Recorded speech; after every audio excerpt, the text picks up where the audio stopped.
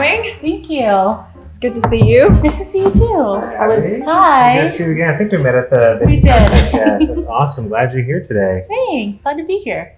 So I was looking through the photos and I saw pictures of you that we had taken with you holding the thing that you made, that one. Can you tell us about that? Yeah, so I made the jackfruit and mango popovers. Oh, that's right. Yes. I was like, oh, I wish there were like 20 of them because I didn't get any and everybody kept raving.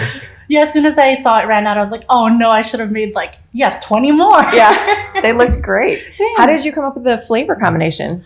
So I really wanted to embrace the Filipino side of me, really kind of delving into that. And so in the Philippines, jackfruit is a sweet.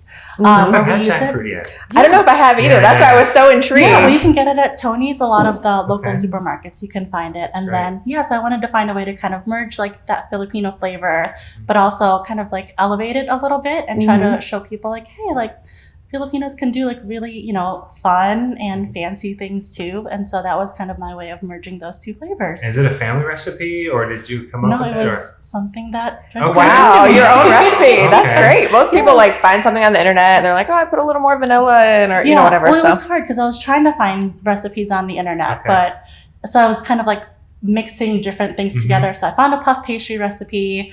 I found how to make pastry. Just don't slam the door, right? Yes. Yes.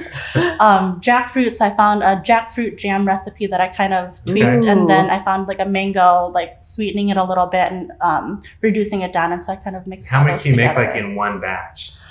So with the jam, I think if I were to make it all, it would have made, I don't know, maybe 18 or so. That's good. Just depending on the size, but it wasn't enough for the crowd. It would not have been. That's amazing. And was this your first time coming to the competition? It was. Oh, yeah. wow. How'd you hear about it? I had just moved into the city and I had signed up on Instagram, followed local pages, and I found new to Chicago. I've lived in Chicago all my life, but this was my first time living by myself in the city. So it was I think the uptown neighborhood. Cubs fan, Sox fan? It has to be the Cubs. Has to be the Cubs. Yeah. Good. Okay. We can be friends then. Yes. Ketchup or mustard on a hot dog? Mustard. Okay. True Chicago. Yeah, she's really from here. That's great. So, tell us how you got into baking. Is it something you've always loved to do? Is it? Yeah, I mean, as a kid, my mom would occasionally buy those Betty Crocker kind of pre-made things, cake mixes and stuff. Yeah, so it's it's always fun. The gateway drug to baking. Yes. But then very much that typical pandemic baker. Oh yeah. I was in too much Shanghai. time, not enough treats. Yeah, you need a lot of carbs. Yeah, and it was a 14-day lockdown in my apartment. And so wait, did you say you were in Shanghai? I was in Shanghai for 3 years. Right in the midst of the beginning of the pandemic. So I was I'm craving cake. And I was well, I guess I'll just have to wait till we're done. But I was I have flour and I have sugar. Yeah. And so I was well, maybe I can kind of, I found the most basic cake recipe I could find. And that was kind of my first time so you learned to bake cake in Shanghai. Yeah. Wow. From scratch, yeah. From scratch. That and is you a brought story. your baking self here to the competition. So in that very short amount of time was when you learned to bake and won a competition.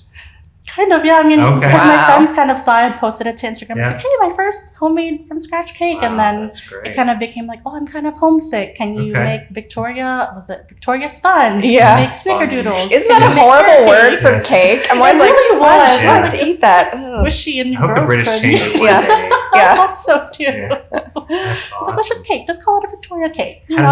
So when you put your dessert down and saw the rest, how did it feel, the competition? You're I got this, I'm concerned? I was very much intimidated. I was well, and I was one of the first people who had dropped it off because I didn't want to psych myself out. Yeah. Let me just drop it off and then I'll forget about it and then I'll just show up and we'll just enjoy some fun treats. Well, so you totally killed it, right? Yeah. So what are you bringing next year? That's what we want to know. That's a great question. I've already started, people have already started asking me that. So definitely trying to find fun and new flavors and how they can kind of mix back together. Into the family history. I think so, yeah. My mom was next time you should make this. I was well, let me see if I can make it first. Say, Mom, you should compete, right? Yeah, well, next year she's definitely going to come so she can taste it in person. Oh, that's great. Well, it's so neat too because I feel if you have all these different other flavor combinations, you really stand out. Everybody was doing lemon, everybody had chocolate, but this was the judges were just floored when they tasted it. So it was wonderful, really great. So thank you for competing and congrats on winning.